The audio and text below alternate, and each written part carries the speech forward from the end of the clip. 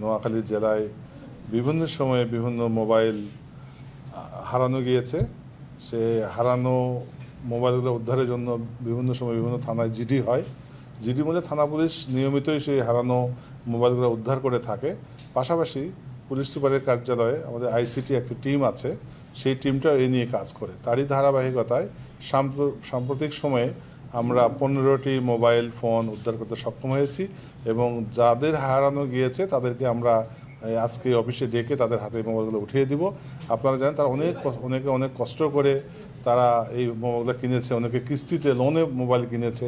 সেই মোবাইলগুলো তাদের হাতে দিতে পেরে আমি নিজেকে সৌভাগ্যবান মনে করছি যে তারা হাতে পেয়েছে এবং তারা খুশি হয়েছে। আমার সবার সাথে কথা বলেছি, তারা খুবই উৎফুল্ল এবং খুশি যে তারা হারানো মোবাইল তারা স্বল্পতম সময়ে ফেরত পেয়েছে।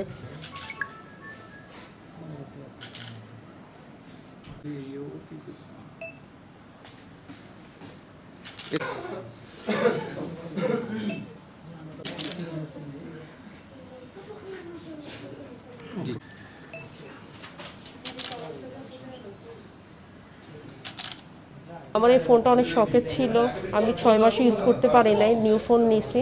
এরপর আমার বাসার অ্যাডজাস্ট ফ্যান, কিচেন রুমে অ্যাডজাস্ট ফ্যান ভেঙে বৃষ্টির মধ্যে আমার 2টা ফোনে চুরি হয়ে গেছে। 2টার জন্য আমি এর পর দিনে অ্যাপ্লাই করছি। কালকে যখন আমার হাজব্যান্ড ফোন দিছে হঠাৎ যে থানায় ফোন আসছে, ফোন দিছে পাওয়া গেছে আজকে 2টা বাজে যেতে, যখন এটা শুনে আমি অনেক খুশি হয়েছি। আমি একটা মাল্টিন্যাশনাল কোম্পানিতে জব করি মাইজদিতেই। মোবাইলটি আপনার মাইজদি হসপিটাল রোড থেকে হারানো যায়। পরে আমি তৎক্ষণাৎ জিডি করি সুতারাম থানায় এবং আমাকে আশ্বস্ত করে যে আপনি মোবাইলটা পাবেন। পরে আমি একরকম আশা ছেড়ে দিয়েছিলাম যে আমি মোবাইলটা হয়তো পাবো না। দেখতে দেখতে 6 মাস হয়ে গেল আমার মোবাইলটা হারানো গেছে। পরবর্তীতে আমাকে যখন গতকালকে রাত্রে ফোন দেওয়া হয় অফিস থেকেই, মিডিয়া উইং থেকে, আপনাদের পুলিশ সুপারের কার্যালয় থেকে, তখন আমি অনেক খুশি হয়েছি মনে মনে যে আমি মোবাইলটা অতএব ফিরে পেলাম।